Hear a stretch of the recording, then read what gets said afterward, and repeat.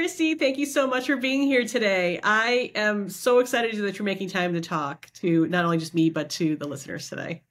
Oh, Catherine, thanks for inviting me. I'm a loyal listener to your podcast, and so I'm really honored. I'm really honored to be here. Oh, that is so great to hear. And thank you so much. So you know how basically how this works. So we're going to start with Christy. Tell us about what you're doing right now.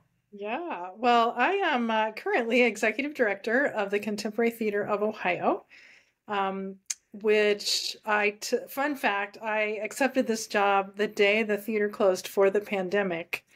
March 13th of 2020, because that's what you do when the world is falling apart. You take a new job. So you take a Um, new job at a place that nobody can get to. Correct. That is closed and doesn't make live theater for 18 months, right? So, Oh my Lord. job. And I kind of never worked harder in my life, right? Especially during those 18 months and still. So, if you've been in Columbus, listeners have been in Columbus a long time. We're formerly known as Catco. We're a 40-year-old professional theater company located in the Rife Center downtown. And went through the pandemic and came out with a whole new purpose and mission. So we're really about telling stories related to the current moment to spark empathy. So our purpose is building empathy in the community. I did not know that was your theme. So I'm so Mhm. glad that you have mentioned that. I was just going to dive in and just talk about how amazing all of your programming has been. But now that I know that it has this wonderful theme, I'm even more intrigued. So what made you decide to go that direction? Well, when I was interviewing for the job, just about this time, November of 2019 is when I started interviewing. I was in a lot of conversations with board members and community members, and there was a whole community vetting committee. And every meeting I was in, I asked them, what differentiates this theater company from all the others in town? Because there are many. Hmm. And the answer was always, we're the oldest and the biggest. To which I said, so So what? what? Cares? Um, why does that matter? And and there's all levels, right? From professional, like we are, which means everybody gets paid. That's really what that means. We use union actors, and everybody gets paid.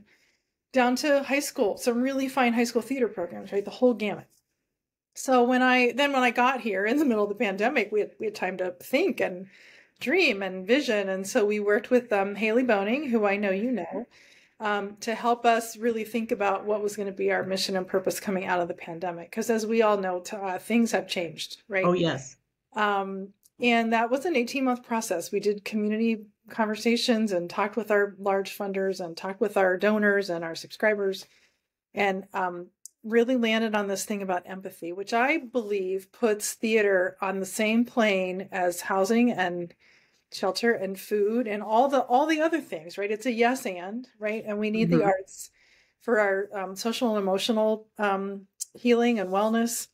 Really, again, wellness is a huge thing, right? We know loneliness is an epidemic in this country, and that's what theater and the arts can do, is bringing people together in these communal experiences, right, and address that. So, um, when we landed there, Catherine, I was like, well, that's it. That seems really simple, right? It's not simple, but it was like, oh, right, like empathy. And I see that word a lot popping up a lot now, just in the current climate of the world and how there's so much division that empathy is really a skill and a practice that we all need. So in our little corner of the world, our shows usually there's some sort of community conversation that follows, or a panel discussion, or something to hopefully spark action in people once they see a show.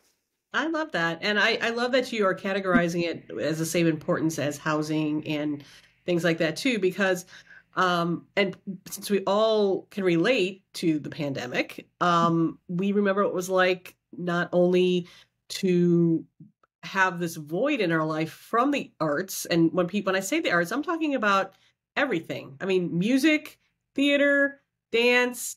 You couldn't go to the museum. I mean, Right. we just were not able to, be around any art. And just even speaking to, people that might not think that the art matters to them, but even when you go to a football game, an artist has created the logos and the uniforms and the music that gets you all charged up. That is all creative people doing that. And when that's taken away, you're just kind of in a freaking empty stadium, and Right. that is Right. a very lonely place. And I love that you're categorizing it as that important, because that leads into like mental health issues Mhm. and depression. And we were stuck with crazy entertainment like Tiger King. Right. How horrible was that? We were all bonding over this terrible show. Right. That's all we had. That's all we had. Right. And our work, I know you've seen some of our work, but we strive to not be preachy about it. We'd actually like to have you laugh, right? Humor is a great way Oh, into some pretty yes. serious issues. And so Lita Hoffman is our artistic director, and she's real intentional about the plays we choose and how we cast them. And we don't want to be, and I don't think the feedback says we're not lectury at all. It's really just Hmm. and view a situation through someone else's, another lens. Our current show is called Wife of a Salesman, and it runs through Sunday. And it's based on Death of a Salesman, which we all had to read in middle school and high school. And it's a new play. This female playwright has imagined it. What would the conversation be like between the wife and the mistress if that were to happen? What would that be like? And so it's full of themes of motherhood and womanhood and the choices we make in our careers and our lives and for our kids and for our families. And right, it's so very timely. All right. By the time this posts, that will have passed. Yeah. Well, I love that you mentioned it, because it gives you an idea of the sort of programming you've had, because you've had a lot of stuff that's kind of in that same vein, that it's not just, there's nothing wrong with, just let's just go and have some laughs, but there is some thought behind it.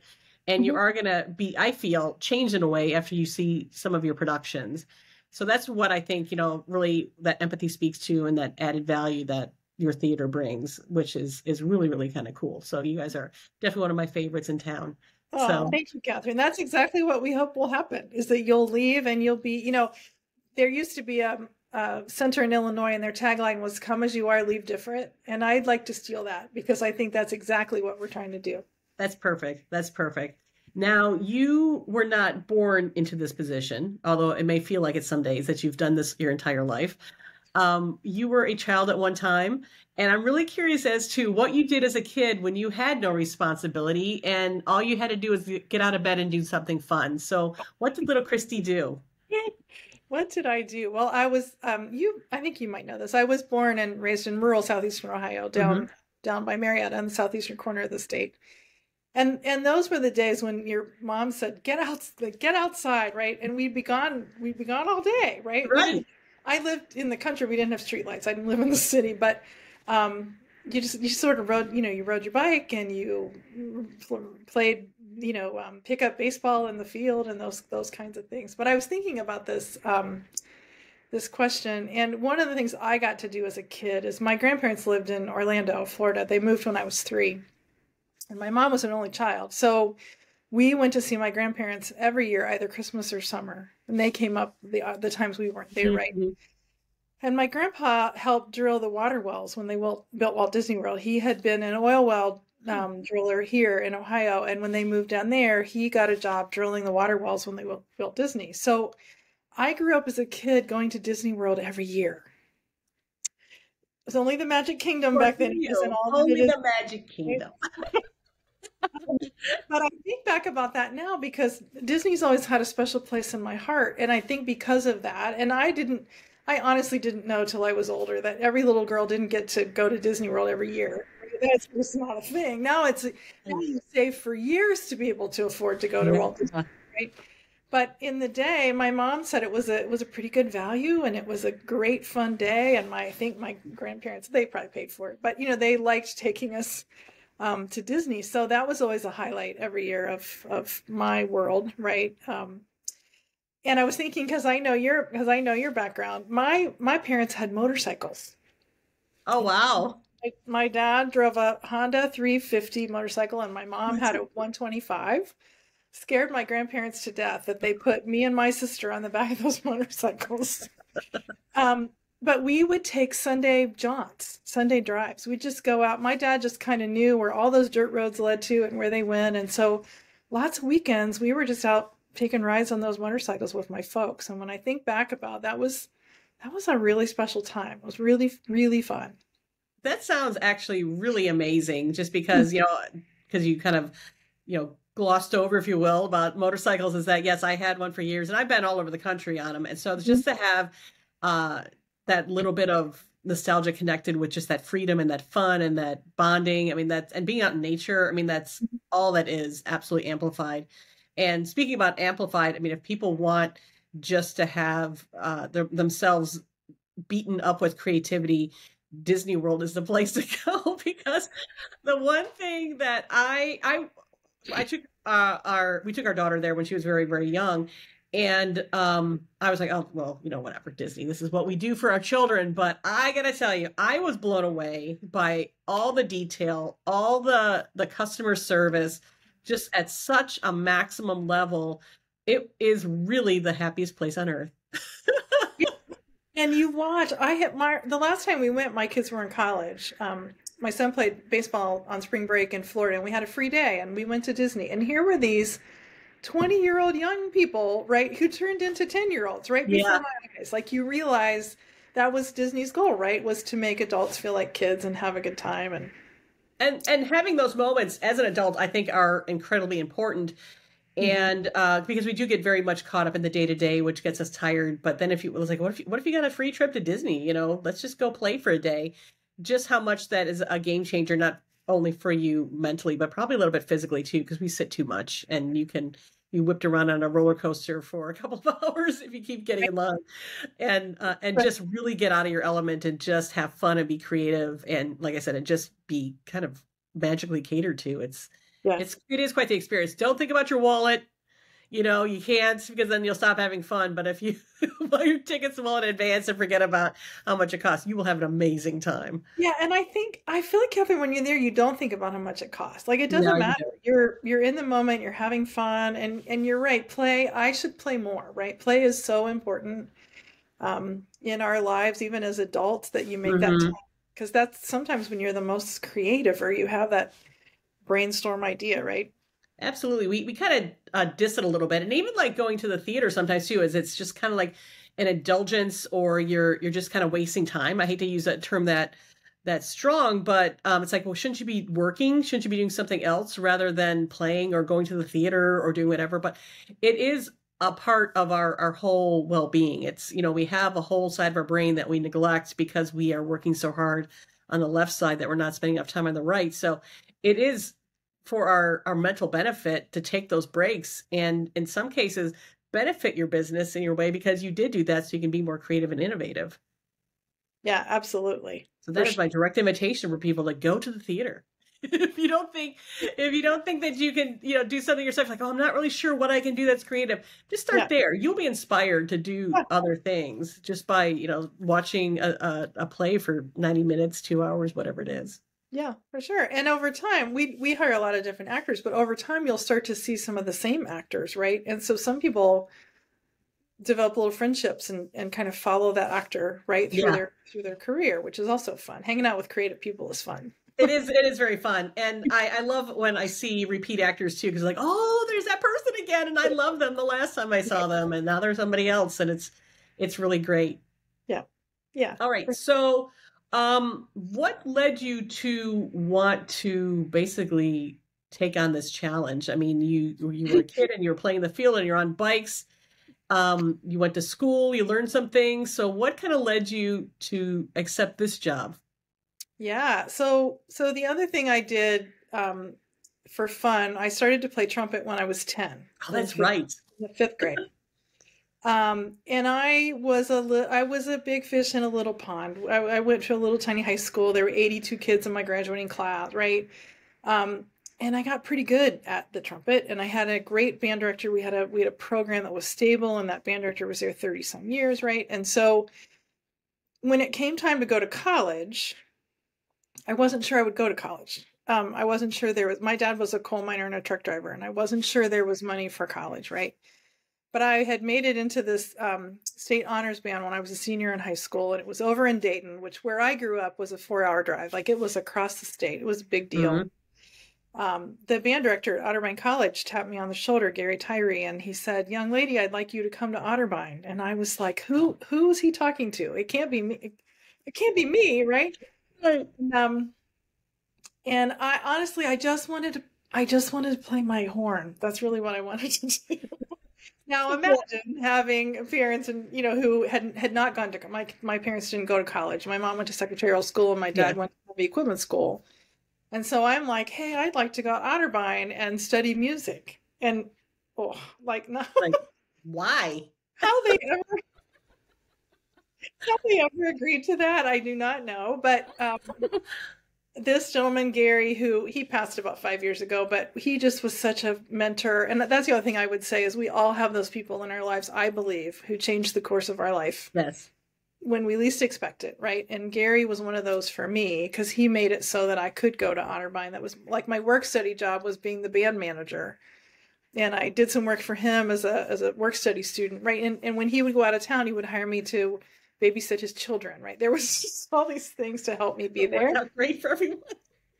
And so I knew I didn't want to teach, and I wanted to play, but I wasn't sure I was going to have to play professionally. So there was a very beginning kind of music business program that was starting at Otterbein, and so I majored in what was called music business. But in the end, I got my degree in trumpet performance and a second degree in business administration. So I got all the rest of the business courses to get the major, right? And I didn't. People said to me, "Oh, you're going to work in a music store?" I was like, "Nah, no, I don't think that's what I do." And then it was an internship spring of my junior year at the Columbus Symphony that unlocked the door for me. And I Wow. realized that behind arts organizations is this whole it's a business, right? This whole Hmm. administrative side of running a business. And so that's really what unlocked it for me. Um, and my very first job was a little service organization for artists and presenters. I got hired as an executive director at 21, right out of college, which is whew, Oh my goodness. hindsight. But Sure, I could do it. the guy I followed had embezzled money. So you can only go up, Catherine, when Exactly. Who can we get in here? You're gonna work. when you start there, you can only go up. So I have always, well, aside for some detours, I did a little work with Hilliard Schools, and I worked with Novel Columbus, and Hmm. but I've always been in the nonprofit sector, and I learned that while my heart is in the arts, and that's my true love, whatever kind of art, I mean, I would say performing arts are kind of my first love, but I also love and appreciate visual art too, right? All of Hmm. it, Hmm. all of it. And so I discovered you could in fact make a career and make a living out of being an arts administrator. So that's what I've done most of my career with a few, soirees into other places. But I tell young people now that it's all transferable. All the skills are Oh transferable, yes. you Yep. know. That So is, I yeah, figured that's out a way to play my trumpet and get a business degree, which made my dad happy. oh, that's nice. And I love that you have a degree basically in trumpet because Yeah. I have a fine arts degree and yeah, and I minored in like just some computer. I mean, you know how to use a Mac. I did some basic design skills and stuff like that. And that was the thing that kind of leveraged me into my first job was just those minor sort of classes that I took. But there's a lot to be said for those that still carry those fine arts degrees around and actually did something with them that was really, really cool, rather than, kind of conform to something else. So now when you're not working in the theater and you're trying to get all the numbers right, what are you doing that is fun and kind of helps you unplug? Yeah, well, it's still my trumpet, right? That is still playing music is such good mental health for me. And as you might imagine, I'm at the theater a lot. I don't have a lot of Hmm. time in the evenings, but I still play avocationally in a community brass band, the Brass Band of Columbus, and then another wind band called Ohio Capitol Winds. So one rehearses on Tuesday night and one rehearses once a month on Sunday afternoon. So I can do that, and I protect Tuesday nights. Those are if that's just my time, right, to go unplug. We happen to we rehearse out at Licking Heights High School, and the internet's not very good out there in the cell service. In fact, I go into SOS mode out there on my cell phone, so it's kind of great because I'm not tempted to look at my phone because I can't get on my phone. So right, I'm all immersed in playing and making the music, and so that's the one thing that's been constant all these years. And I know that my mental health and my state of mind is better when I play music, right? I'm Christmas and Easter. I play in a lot of churches at Christmas and Easter and for Oh yeah. special Sundays. Um, the year I had my second son, I thought, oh, I should be a mom. And for a long time, I taught private lessons. I did a host of stuff when I was younger. And I thought I should drop all that and be a mom. And so for a year, I didn't play at all. And I was miserable. Oh I was wow. miserable. And even my husband Eric was like, you gotta find something to do, right? So I got back into it, and I'm not gonna leave it. You also know, I know you know this. Music is so good for our brains, Oh yes. for staving off dementia and Alzheimer's, and so I'm counting on that. I'm counting on reading music and playing every week, to help my brain as I Yeah, age. and anybody can easily Google like some sort of video of how they've taken music into a home where there's a lot of people with dementia and how they respond to it because those memories don't go away. They connect right back to when they heard some of that music. Yep. And I'm also going to say too, we also know how we physically and mentally react like when our song comes on the radio, like, or I shouldn't say the radio, but Yep. like on Sirius radio or something like that, where you're like, oh, this is my song, and it takes you back, or it gets you start to dance, or it just changes your mood entirely. So everything you said is absolutely positively valid, Yeah. and we experience little snippets of that. But maybe the challenge is for all of us to go even deeper into that. It's like just really play tunes really loud for an hour and see it's just to change your mood and to see how you feel. But yeah, that's all. Well, and now the technology allows, right? They're doing brain scans and MRIs to see what parts of your brain light up for not just music, but all the arts, right? Looking at a painting or seeing a play. And it turns out just thinking about music helps your brain, right? Oh, You can, hum the tune, or to your point, the song you love comes on your, it's pretty fascinating work. What's starting now to prove, like, maybe, Catherine, before you and I leave this earth, we'll prove that the arts really do matter. we are we are definitely carrying the torch on this, and Right. are firm believers in that. It is as important as anything else. Your brain is just as important as if you sprain an ankle or something like that. You must take care of it. And if it's as easy as going to the museum or putting on some music, why not? Why not? It's fun too. Right. For sure. For sure. So it's funny when people ask me about hobbies, I'm like, well, that is a hobby. It's also kind of my life's work, right? But and then I do other things. We talked about riding motorcycles in the woods. Like a good cabin in the woods is really therapeutic for me. I love to get I was to say it is therapeutic. Go to the woods, and I do. I've been practicing yoga for about 8 years, and that's really great for your mental health and unwinding. I love to read. I just need more time. I just need more time to read. I tend to read at night and fall asleep. That's what happens. But I love reading. I get excited when I get to go on a plane trip, and then I'm like, oh, what book am I going to read on the plane?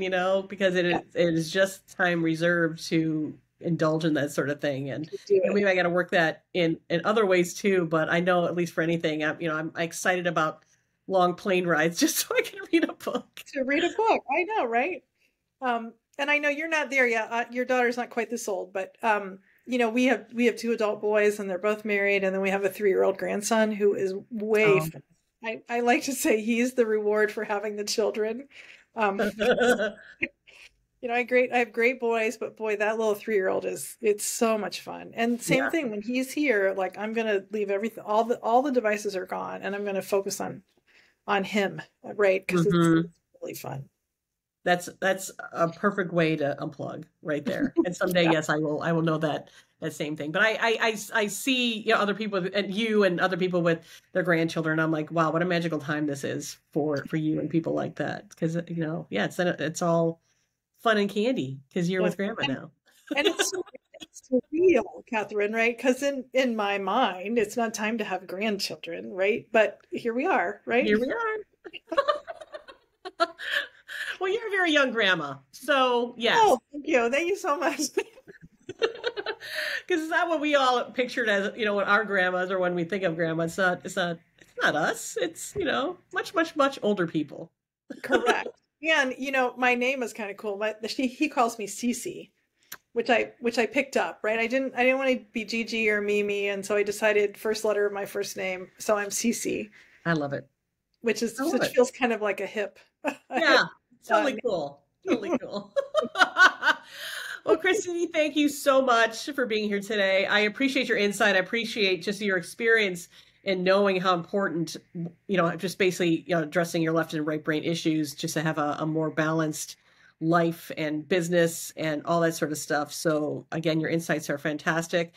And I will have information about you and the theater in the notes so people can come and see a show or get a hold of you. And if they have further questions about this or more interested maybe in buying like a whole group package or something. Yeah, we can make all of that work, Catherine. Bring your friends, bring your family. We could, your listeners now they know somebody, right? They know who to That's call. right. We can make it all work. This has been so much fun. Again, thank you for having me on. And I love your questions, right? They're just not, they're out of the normal, right? What do you Uh-huh. do questions? And so this is really fun. Okay, cool. Thank you so much again for being here. Thanks, Catherine.